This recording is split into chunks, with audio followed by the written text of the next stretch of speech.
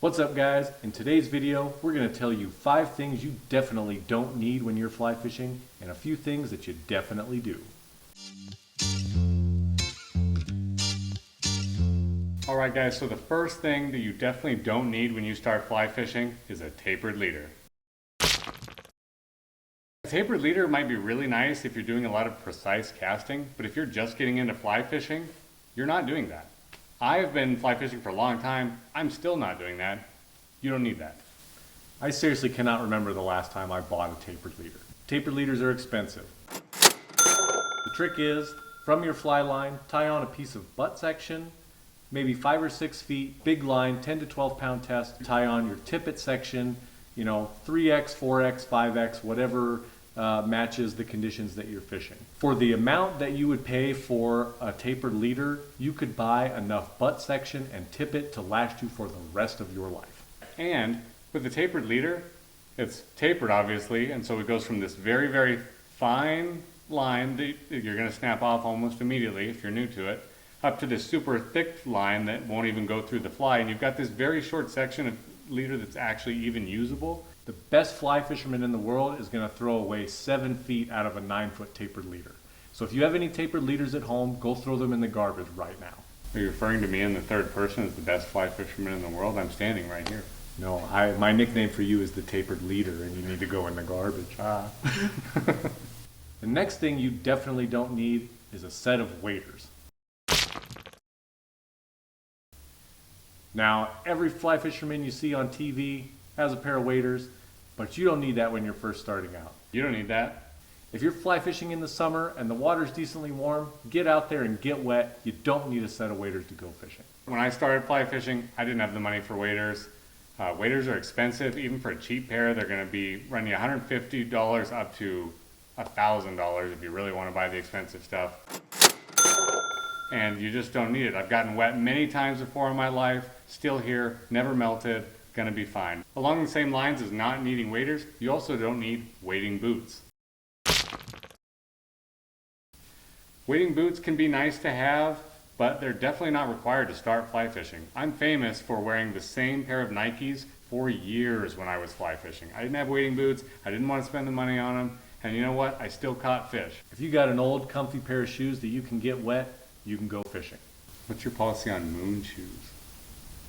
As long as they have shoes in the name and they can get wet, I'm fishing. If you don't get the moon shoe reference, you were probably born after like 1990. Are those the ones that have a little trampolines in them? Yeah. Oh, I got them.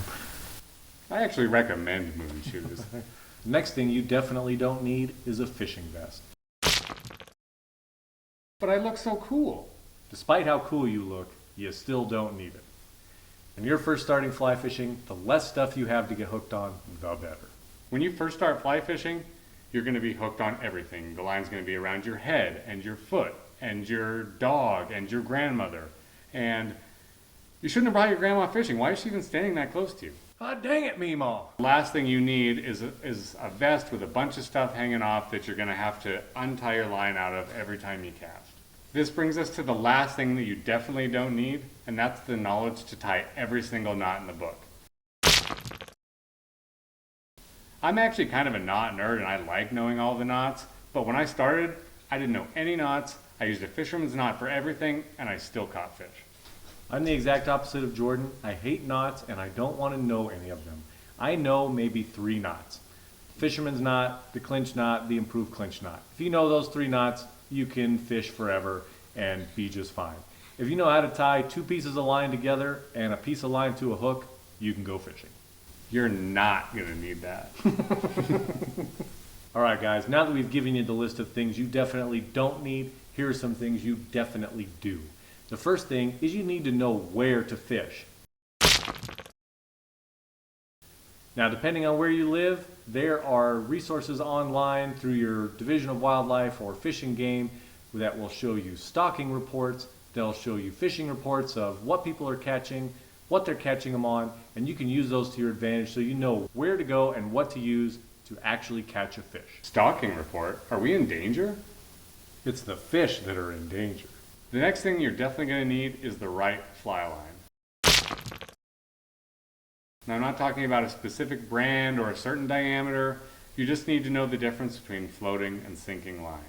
Generally, floating line whenever you're fishing an indicator or you're fishing dry flies, and sinking line for everything else. There are lots of different kinds of floating line and lots of different kinds of sinking line. There's full sink, there's sink 3, there's intermediate sink. Depending on the depth of what you're fishing, you may need a different type. There are resources online to help you find the best sinking line and the best floating line for your specific situation. The next thing you guys definitely need are the right flies.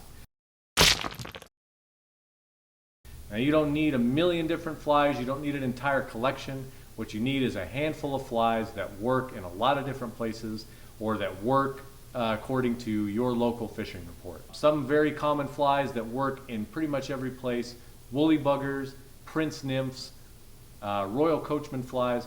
All of those are very common flies that work in almost every part of the world.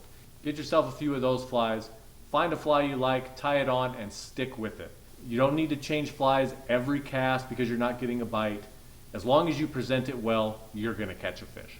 The last thing that you definitely need before you go fly fishing is a subscription to the Reels and Ridges YouTube channel. If you enjoyed the video today, please consider subscribing. And if you think we missed out on anything in terms of what you need and what you don't, go ahead and leave them in the comments, and don't forget to give us a thumbs up. Thanks for watching.